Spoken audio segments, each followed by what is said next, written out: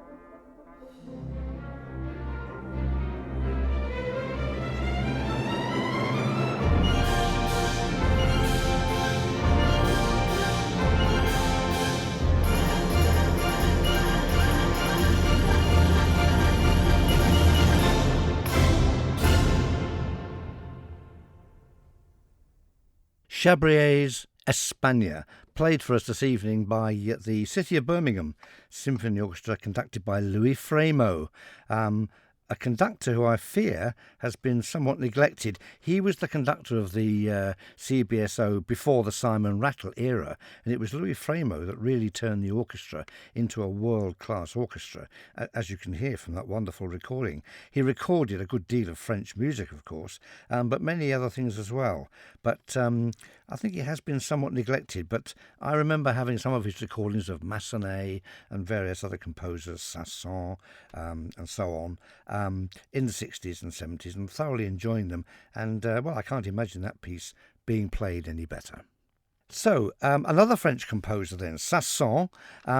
This is the Dance Bacchanal from Samson and Delilah, a grand three-act opera, which is kind of a mixture of opera and oratorio, really.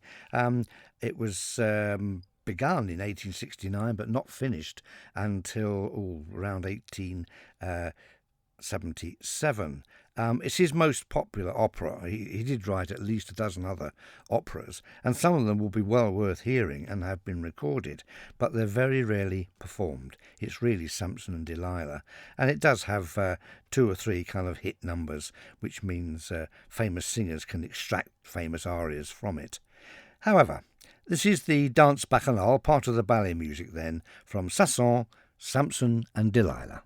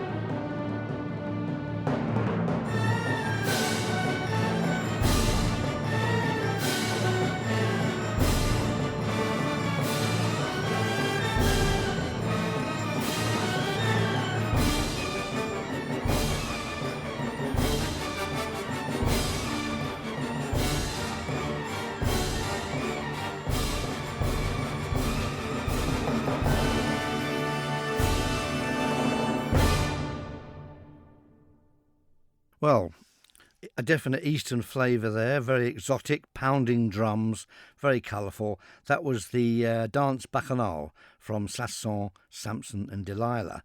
I was trying to think of other pieces a little bit like that. I suppose the most famous one is the Dance of the Seven Veils from Richard Strauss's Salome, which turned up in a weird version in a goon show, probably in the 1950s, and they called it the Dance of the Seven Army Surplus Blankets. So, there you go. Rossini, and something a little bit more serious. This is a wonderful piece from his Stabat Mater, one of very few sacred works that he wrote late in his career, basically after he'd finished his career as an opera composer, which was in around 1828, 1829. His last opera was not an Italian opera at all. It was a French grand opera, one of the very first and one of the finest of the genre. 5 acts, Guillaume Tell, or William Tell to us. It's a very fine piece. It's best known, of course, for its overture, but the rest of it is absolutely wonderful. It's a fabulous piece. But after that, he decided to end his operatic career. And although he lived 30 or so years after that, he never wrote another opera, but he did write some sacred music, and the best-known piece is the Stabat Mater. Rossini was often accused of writing sacred music that was too flippant, too operatic, not at all appropriate. But there's no doubt that Rossini was absolutely sincere with his sacred music. It's just that we're listening to it with rather different ears than people will have heard this piece in the mid-19th century. It was written over quite a long period of time between the early 1830s and the early 1840s, and it was premiered in 1842 and was a complete triumph, according to the local newspapers. We're going to hear the famous quartet from the Stabat Mater, Sancta Mater, Holy Mother, do this for me, stamp the wounds of thy crucified Son firmly in my heart. The Sancta Mater from Rossini's Stabat Mater.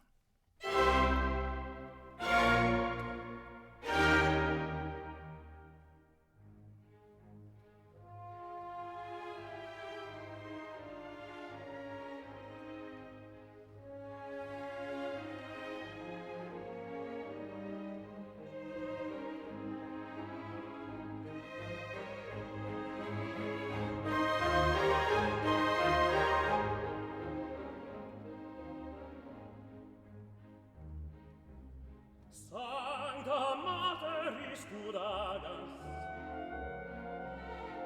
Crucifixi Fige Plagas,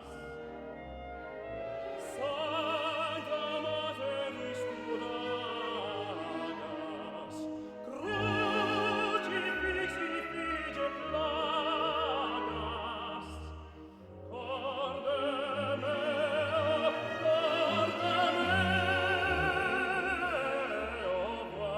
valide, Corde meo, Corde meo, Corde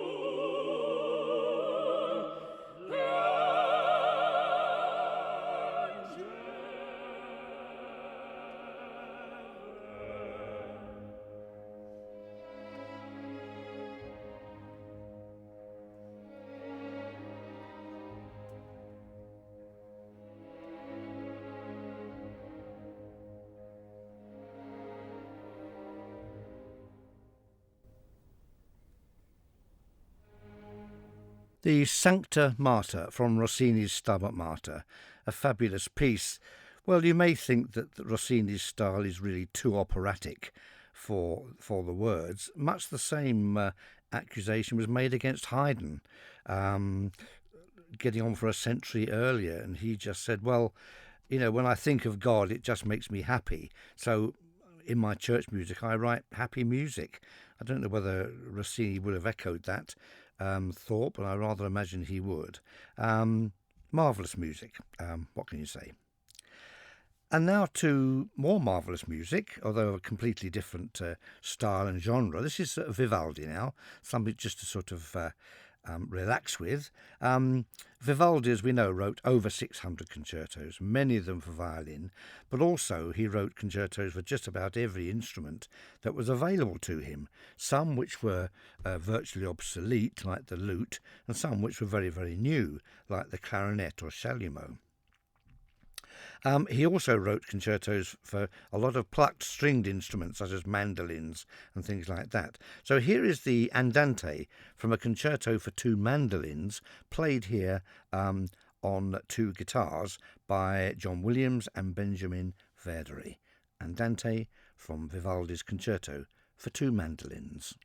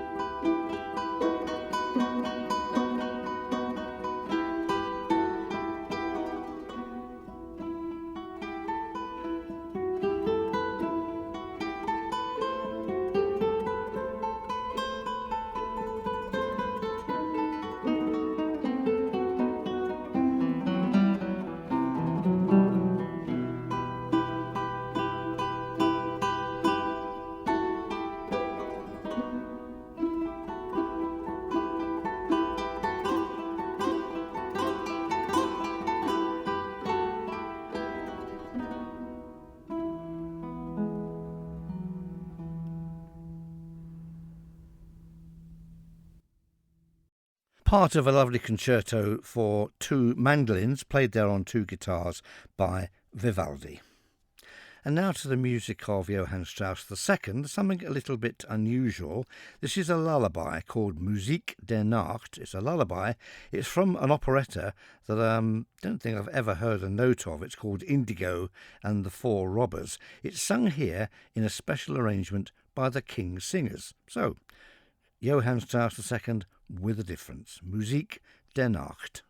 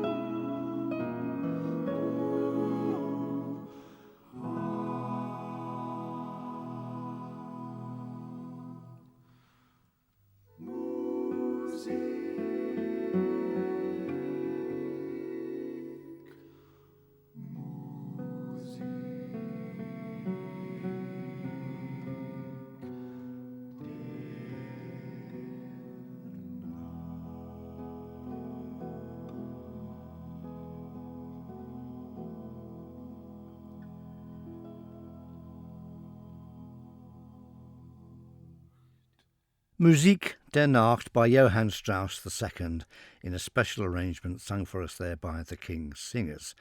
Cheesy? Possibly. I think it's lovely. I like it. And now to the music of Ravel and a piece from his Mother Goose suite. Now, the Mother Goose suite was originally intended to amuse and entertain children. It's a selection of pieces written in 1910 for piano duet, but orchestrated the following year. It has short pieces, Tom Thumb, Empress of the Pagodas, Beauty and the Beast. I'm going to play the Pavane of the Sleeping Beauty, Ravel.